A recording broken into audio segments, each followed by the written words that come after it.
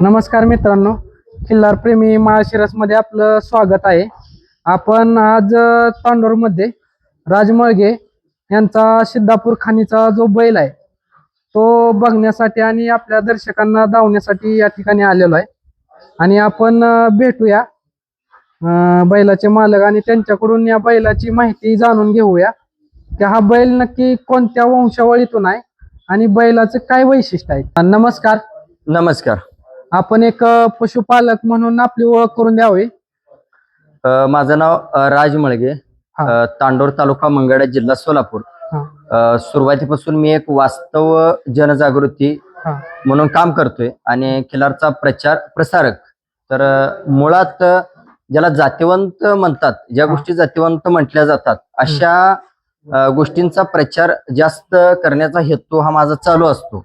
आणि जे पाहिजे ते त्या गोष्टीवर भर देत राहतो आणि जे पाहिजे ते जास्त करून मी जगाला फोकसमध्ये आणण्याचा प्रयत्न करतोय.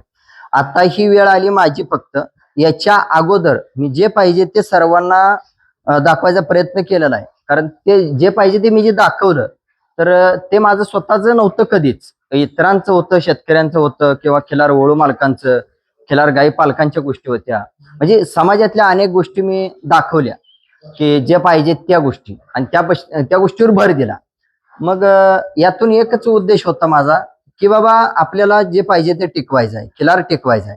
मग खिलार टिकवायचा असेल तर काय केलं पाहिजे, तर व्यावसायिक दृष्टिकोन ठेवला पाहिजे. आणि व्यावसायिक दृष्टिकोन म्हणजे काय की एखादी वस्तू चांगल्या पैशाला विकली पाहिजे. मग चांगल्या पैशाला कोणती वस्तू विकते, तर चांगलीच वस्तू ही चांगल्या पैशाला विकते. मग चांगलं म्हणजे काय, तर चांगलं म्हणजे समजण्यासाठी आज चांगल्या व्यक्तींची ओळख करून घ्यावी लागते. आणि चांगला व्यक्ती म्हणजे काय, ज्या व्यक्तीनं खरंच जगाला वेळ दिलाय, ज्या व्यक्तीनं कधीच पैशाला बघितलं नाही, ज्या व्यक्तीनं कधीच स्वार्थाला बघितलं नाही, ज्या व्यक्तीनं कधीच जगाच्या कल्याणासाठी कधी धडपड केलेली असते किंवा स्वतःचा स्वार्थ साधण्यासाठी कधी जास्त धडपड केलेली नसते, अशा जातिवंत व्यक्तिमत्वाकडूनच आपल्याला चांगल्या गोष्टी शिकायला मिळतात आणि अशा व्यक्तीला चांगलं आपण म्हणू शकतो. तर खिलार शेतकरी शान परिवार मधून या गोष्टी मी दर्शवायचा वेळोवेळी प्रयत्न करतोय.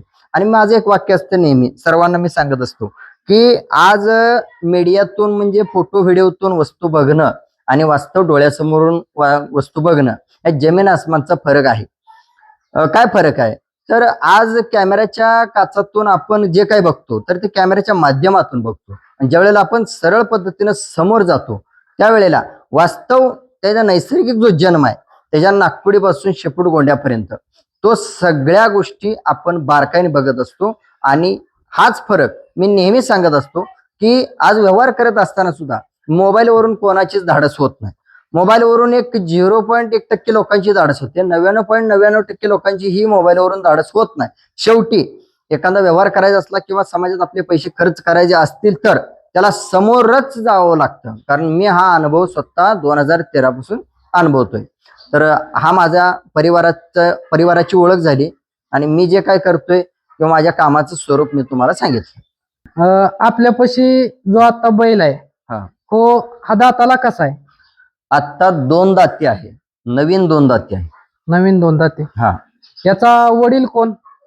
याचा वडील खिल्लार शेतकरी शान परिवार मधून जो महाराष्ट्र कर्नाटकला ओळख करून दिलेला सिद्धापूर वंशावळीतून, ज्याच्या वंशावळीसाठी किंवा ज्याच्या माहितीसाठी अहोरात्र ज्या परिवारानं झटलेला ती गोष्ट म्हणजे तांडूरचा राजा.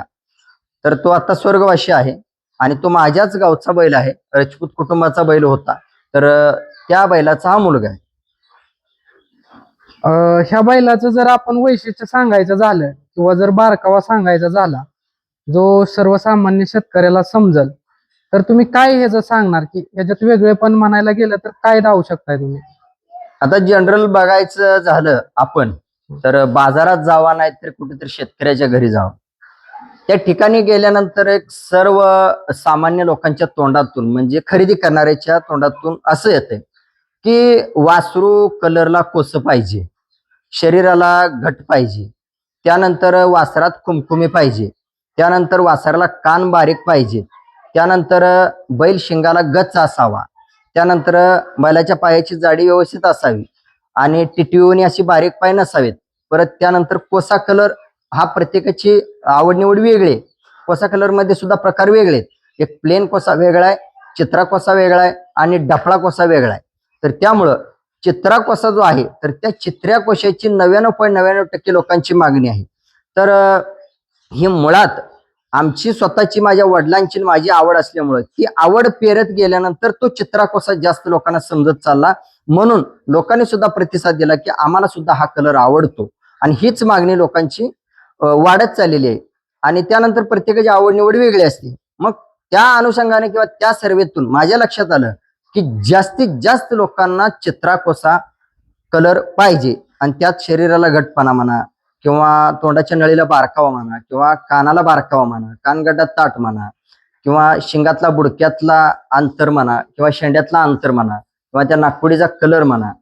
त्यानंतर जी बैलाच्या गळ्याला कांबळ असते, काही जण गळवंड म्हणतात, काही जण गळा म्हणतात, तर ती अगदी झिरो पण नसावी आणि अगदी जास्त खाली लोंबकाळणारी पण नसावी, तर त्याच्या शरीराला शोभणारी असावी.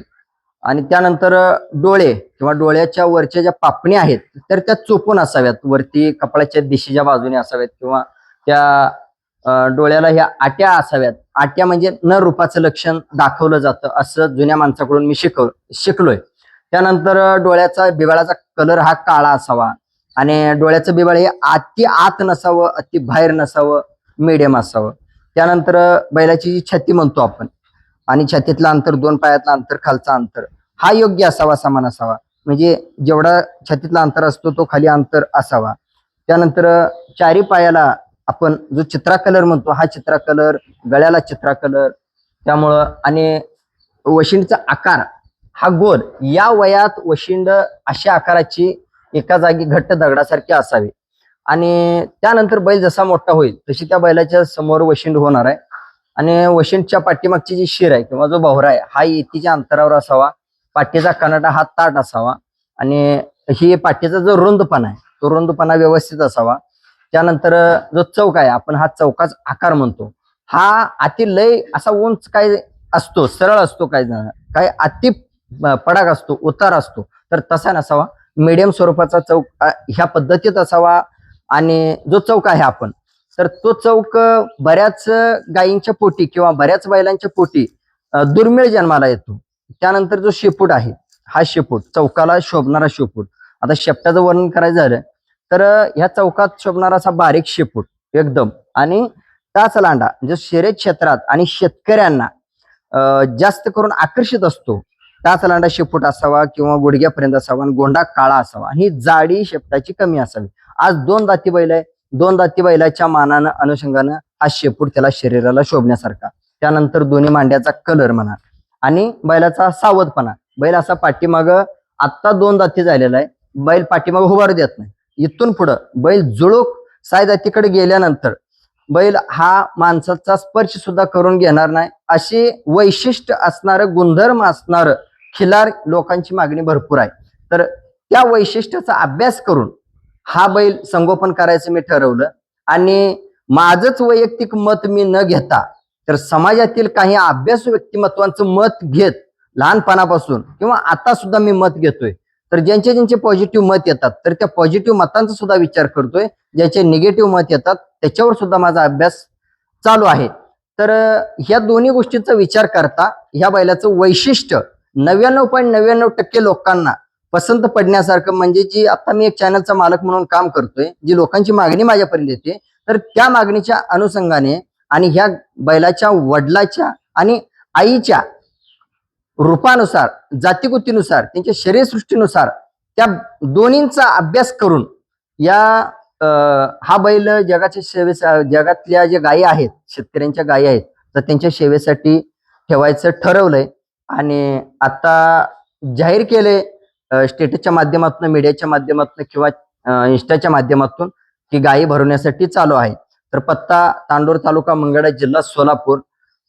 फोन नंबर आहे 8275208875. ज्यांना संपर्क साधायचा आहे त्यांनी आधी संदेश करावा, आपली ओळख सांगावी आणि त्यानंतर गायी भरवण्यासाठी चर्चा करावी किंवा त्या गायीची माहिती आधी घेतली जाईल. आणि गायीची माहिती घेऊन त्यानंतर त्यांना पुढे सल्ला म्हणा, मार्गदर्शन म्हणा किंवा जे काय पुढचा निर्णय आहे तो पुढचा निर्णय देण्यात येईल. आणि महत्वाचं म्हणजे हे तोंडाचं जे मुंगसं असतं, हे मुंगसं खूप ह्या तोंडाच्या नळीला, त्या शरीराला शोभणार असावं. अति पांढरं नसावं, अति काळपट नसावं. जवळपास 70% चॉकलेटी काळपट रंगाचा हे तोंडाचं मुंगसं, ही नाकपुडीचा कलर. त्यानंतर ही तोंडाच्या नळीची जी शिर आहे, तर ही शिर आजकाल आकर्षक झाली, पूर्वी आकर्षक नव्हती ही शिर. पूर्वी काय होतं की बैलाच्या कपाळाची किंवा तोंडाच्या नळी एकदम स्ट्रेट पट्टीसारखी असावी असं म्हणायची किंवा ती आवड असायची काही लोकांची. पण आता आकर्षक काय बनले की तोंडाच्या ज्या नाकपुडीच्या नळीला जो चढ आहे, तो आकार आहे, तो अति जास्त असा फुगीर नसावा, अति डबरं नसावं, एकदम नॉर्मल चढ असावा थोडा. आणि त्यानंतर हा जो चढ आहे, त्या चढाची जी रेष आहे ते नाकपुडीपर्यंत सरळ असावी. आणि ह्या नाकपुडीच्या वरती इथं खड्डा नसावा जास्त करून. आणि या खड्ड्याच्या वर काही बैलांची इथं कपाळात जो चढ आहे किंवा कपाळाची जी शिर आहे ही अति पुढे आलेली असते. मग जे पाहिजे ते आपण कशाला म्हणतो की जुन्या जाणत्या माणसांनी ज्या गोष्टीला पसंत दिली, या कपाळातली जागा कसा असावी किंवा ह्या कपाळातली शिर किती पुढे असावी किंवा ह्या कपाळातल्या शिरेच्या पुढे ही नाकाची नळी किती चढ असावी, तर ह्या गोष्टी सांगणारी माणसं खूप कमी आहेत. आणि अशा माणसाच्या संगतीत राहिल्यामुळं हा चॅनल आपला ओरिजिनल वास्तव स्वरूपात, मूळ स्वरूपात काम करायचा निर्णय त्या जुन्या व्यक्तींच्या मुळे माझ्या डोक्यात प्रकाश पडला आणि ते काम मी पुढे चालू ठेवायचा प्रयत्न केला. त्यानंतर दुसरी गोष्ट महत्वाची सांगायची म्हणजे कपाळाचं आणि कपाळातला कलर खूप महत्वाचा आहे. आणि ह्या कपाळाला, ह्या तोंडाला, ह्या रागाला शोभणारं शिंग सुद्धा अगदी गोल बांगडीसारखं, दोन्ही शिंग. काही शिंगामध्ये सुद्धा प्रकार आहे. काहीची शिंग बुडक्यातून चपटे असतात, काहीची शिंगाचा पिळ मारलेला असतो, काहीची शिंग अगदी बारीक असतात, नाजूक असतात. तर नर रूपाच्या बैलाला, नर रूपाचं लक्षण आहे, जर बैलात कुमकुमी असेल, बैलात करंट असेल, तर उद्या जुळूक साय जातीत वय झाल्यानंतर बैल हा मस्ती करतो किंवा मातीव करतो, त्यावेळेला बैलाचं शिंग हे त्याला साथ दिलं पाहिजे. आणि शिंग लवकर खराब होऊ नये किंवा फुटू नये म्हणून ही नैसर्गिकच एक जन्म असू शकतो की कडक म्हणा किंवा आज कुमकुमीच्या बैलाला शिंग हे नर रूपाचं जाडी रूपातलं असतं. जे बारीक शिंग असतं ते त्या बैलाला कुमकुमी हे वेगळ्या प्रकारचीच असते. आणि ते शिंग मोडायचं न मोडायचं त्या बैलाच्या मस्तीवर किंवा त्या बैलाच्या शिंगाच्या जाडीवरून त्या बैलात किती कुमकुमी आहे ह्या गोष्टी सुद्धा बारकाईने अभ्यास करायला एकेकाचं आयुष्य जातं. तसं मी जुन्या जाणत्या माणसांच्या सोबत राहून त्या गोष्टीचा बारीक अभ्यास केलेला आहे. त्यानंतर जे बैलाच्या शरीरावरती किंवा हे तोंडावरची डोळ्याचा आकार आहे हा गोल आकार बिबाळाचा आणि कलर काळा. आणि हे जे भवय आहे ह्या भवया अशा चोपून असाव्या. त्यानंतर हे बिबाळ काय अति बाहेर नसावं, अति आत नसावं, डबरं पडलेलं नसावं. आणि ही जी हाड आहे ही अगदी तोंडाला चोपून व्यवस्थित. त्यानंतर ह्या पूर्ण सायकेला शोभणार कानाचा गड्डा हा ताट असावा. म्हणजे आज खोट्याला जरी बैल बांधलेला असला आणि बैल जर दोन्ही दाव्याने बांधलेला असला आणि उलट्या पेळा येसन जरी घातलेली असली, जाड येसन जरी घातलेली असली, तर डोळ्यात आणि कानात काहीच फरक नाही. म्हणजे बाबा डोळ्याची झापड पडली आणि बैलाचा कानगडा खाली पडलाय, तर हे जातीवंत गोष्टीचं लक्षण आहे. त्यानंतर मग मगाशी तुम्हाला वर्णन सांगितल्यासारखा हा कलर म्हणा, कांबळ म्हणा, पायाची जाडी म्हणा, कलर म्हणा, शरीर बांधा म्हणा, ही जो मधला बांधा आहे. त्यानंतर लघवीची जागा आहे पोटाला चिटकून आणि पाठीमाग अंडकोश, टांगड्यातला अंतर किंवा ह्या उंदर नक्कीतला आणि मेन नक्कीतला अंतर मीडियम असावा. तोच बैल कडपर्यंत शेवटपर्यंत जास्त काळ संयमाने टिकू शकतो असं जुन्या लोकांचं मत आहे. आणि मी त्या सुद्धा गोष्टी अनुभवलेल्या आहेत. अति मोठ्या मापात, अति मोठ्या शरीरात काही लोकांना काही गोष्टी आवडतात, काही गोष्टी आवडत नाहीत. मात्र या अशा राशींच्या बैलांमध्ये प्रत्येक अवयव हा सावधगिरीचा, कडकपणाचा, काटकपणाचा आणि उतरत्या वयात जसा बैल जुळूक सायदाती जुळूक किंवा शेवटच्या स्टेपकडे बैल जाईल तसं ह्या बैलाचं अंग असं आवळून येतं, घट्ट पेड्यासारखं येतं, घट्ट दगडासारखं येतं. ही शिकवण जुन्या जाणत्या व्यक्तींची, जास्त करून माझ्या वडिलांची शिकवण प्रत्येक पावलोपावली यात्रेतून, बाजारातून किंवा शेतकऱ्यांच्या दारात आम्ही ज्यावेळी बैल बघायला जातो त्यावेळेला प्रत्येक अवयवांचा अभ्यास हा वडिलांच्या सोबत झालेला आहे. तर जेवढं वैशिष्ट्य सांगावं तेवढं कमी आहे. आणि जेवढं वैशिष्ट्य मला सांगायचं आहे ते वैशिष्ट्य या बैलामधून मी सांगितलेलं आहे की सगळ्या समाजाचा बारकाईने अभ्यास केला. समाजात हे प्रत्येक आवडीनिवडीची माणसं वेगवेगळी आहेत, पण जास्तीत जास्त किती माणसं कोणत्या गोष्टीची आवडीची आहेत तर त्यानुसार आज त्या वैशिष्ट्याचा अभ्यास करून हा बैल आहे माझ्या दावणीला. लहानपणापासून बऱ्याच लोकांची मागणी आहे, आता सुद्धा बऱ्याच लोकांची मागणी आहे.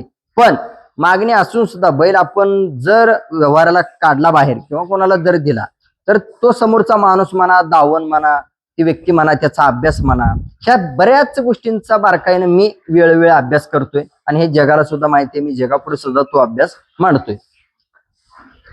सर, तुम्ही एका प्रश्नामध्ये आमच्या परिवाराच्या बऱ्याच प्रश्नांचं उत्तर दिलं.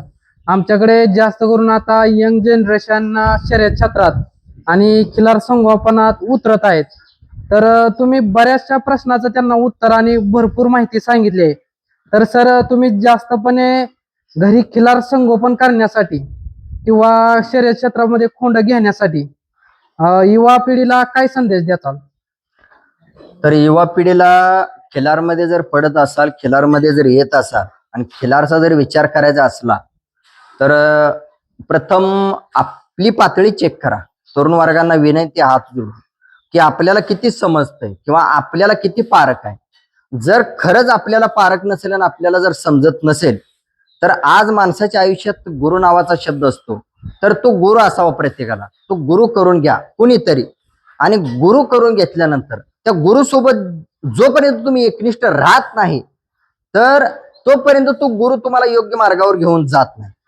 आणि जर तुम्ही त्या गुरुला समजलं हा शिष्य माझा एकनिष्ठ आहे तर तो गुरु तुम्हाला न सांगता योग्य वळणावर नेतो आणि तुमच्या आयुष्यातला खर्च, कष्ट, अंतर, अनुभव म्हणजे जो त्रास आहे सक्सेस होताना खिलारमध्ये तो त्रास कमी होतो. कोणत्या गोष्टीनं? एकनिष्ठपणानं. तर एकनिष्ठपणा हा गुरु शिष्याच्या जर नात्यात असेल आणि तुम्हाला जर टिकवता येत असेल तर तरुण वर्गांना माझं सरळ सरळ सांगणं आहे, तरच तुम्ही खिलारमध्ये पडा. अन्यथा अर्ध्या बुद्धीनं, अर्ध्या गुरुनं आणि अर्ध्या माहितीनं खिलारमध्ये कोणीही पडू नका. हात जोडून या मीडियाच्या माध्यमातून कळकळीची विनंती तरुण वर्गांना. नमस्कार मित्रांनो, आपल्याला अतिशय सुंदर आणि सविस्तर माहिती आपल्याला दिलेली आहे. जर कोणाला खिल्लार संगोपन करायचं असेल किंवा शर्यतीसाठी जर एखादा वासरू घ्यायचा असेल तर त्या वासरामध्ये अशा स्वरूपाचा बारकावा आणि जातीचा गुणधर्म असावा लागतो. तर आपल्याला बघायचं असेल तर या बैलाचा शिंगाचा आकार, नजर, नाक आणि त्याची नाकपुडी, त्याच्यानंतर पाहिलं तर बैलाची मान, महादेवाच्या पिंडीसारखं असणारं वशिंड, पायावचा चित्रापणा, पुढच्या नक्या, बैलाचं बेंबाट, पाठीचा कणा, चौकाचा आकार, पाठीमागच्या मांड्यांची साईज आणि सर्वात महत्वाचं वैशिष्ट्यपूर्ण म्हणजे बैलाची शेपटी एखाद्या नागासारखी आहे. आणि बैलाचा सावधगीरपणा, हा सावधगीरपणा एखाद्या जातीवंत जनावरालाच असतो. आणि ते जनावर किंवा ती पशु शोधण्यासाठी किंवा माहितीसाठी आपल्याला चांगल्या मार्गदर्शन हवं असतं आणि ते आपल्याला मार्गदर्शन भेटलेलं आहे. याच्यातून जरी कुणाला काही शंका असेल किंवा काय राहिलं असेल तर क्षमा करावी. आणि आपल्याला सविस्तर माहिती आणि टाइम दिल्याबद्दल खिल्लार शेतकरीची शान चॅनेलचे सर्वा श्री राजमळगे साहेब, तुमचा आम्ही खूप आभारी आहे. धन्यवाद. धन्यवाद. आणि नागेश, तुम्ही इथपर्यंत आलात आणि आज मला माहित होतं की अनेक प्रश्न विचारत राहणार आणि अनेक प्रश्नांची उत्तरही द्यावी लागणार आहेत. तर तुम्हाला प्रश्न विचारायलाच वेळ दिला नाही त्याबद्दल मी माफी मागतो. आणि एका प्रश्नात मला जे काही सर्व सांगायचं होतं ती एकदा सांगून टाकलं की जेणेकरून बाबा ऐकणाऱ्याला, बघणाऱ्याला, व्ह्यूअरला वाटू नये की बाबा चॅनलवाल्यानं हा प्रश्न विचारला नाही आणि पुढच्या खिलार वळू मालकानं किंवा राजमळगेने हे उत्तर दिलं नाही असं कोणालाही वाटू नये. म्हणून जे पाहिजे तो संवाद मी दिलेला आहे. फक्त घेणाऱ्यानं घ्यावा, अंमलात आणणाऱ्यानं आणावा आणि शानपणा घेणाऱ्याने या व्हिडिओच्या माध्यमातून किंवा या माहितीच्या आधारे शानपणा घेऊ शकताय. तुम्ही जर खिलारकडे सकारात्मक दृष्टिकोन बघत असाल आणि आयुष्यात गुरुचं स्थान किती महत्वाचं आहे तर त्याबद्दल तुमचा अभ्यास आणि एकनिष्ठपणा असेल तर हा व्हिडिओ लवकरात लवकर तुम्हाला समजून जाईल. आणि त्या खिलार क्षेत्रात ज्यांना ज्यांना प्रवेश करायचा आहे त्याच्यासाठी हा सुद्धा व्हिडिओ खूप मदत होणार आहे. आणि नागेश भाऊंनी त्यांच्या चॅनलवर सुरुवात करायची होती मुलाखतीची. त्यांनी आलेल्या सांगितलं की तांडूरच्या राजापासून मला माझ्या चॅनल मधून सुरुवात करायची आहे आणि पहिली व्हिडिओ तुमची टाकायची असल्यामुळं मी अजून कोणाची व्हिडिओ केली नाही किंवा मुलाखत घेतली नाही. मी आलेला प्रश्न विचारला की माझी कितवी मुलाखत आहे तुमच्या चॅनलवर, तर त्यांनी अभिमानाने सांगितलं की माझ्या चॅनलच्या मुलाखतीची सुरुवात तुमच्या बैलापासूनच करायची होती आणि त्यामुळं जो दिवस मला घडवायचा होता किंवा जी मुलाखत घ्यायची होती ती दिवस घडवला आणि ती मुलाखत घेतली. आणि आज नागेश भाऊंच्या चॅनलवरती जी पहिली मुलाखत असेल तर ते खिलार शेतकरी परिवारची मुलाखत घेतलेली आहे. आणि खिलार शेतकरी परिवारची मुलाखत घेण्यासाठी आज वेळापूरवरून निस्वार्थ भावनेनं सरळ पद्धतीनं माझ्या गोट्यास भेट दिल्याबद्दल खिलार शेतकरी परिवार नागेश भाऊचा मनापासून मी आभार मानतो. धन्यवाद सर. नमस्कार मित्रांनो, हा आपण फक्त आपला नाद आणि छंद, महाराष्ट्राची संस्कृती आणि परंपरा आणि भविष्यात चांगल्या वस्तू घडाव्यात, चांगलं खिल्लार संगोपन व्हावं यासाठी केलेली एक छोटीशी सुरुवात. धन्यवाद. धन्यवाद.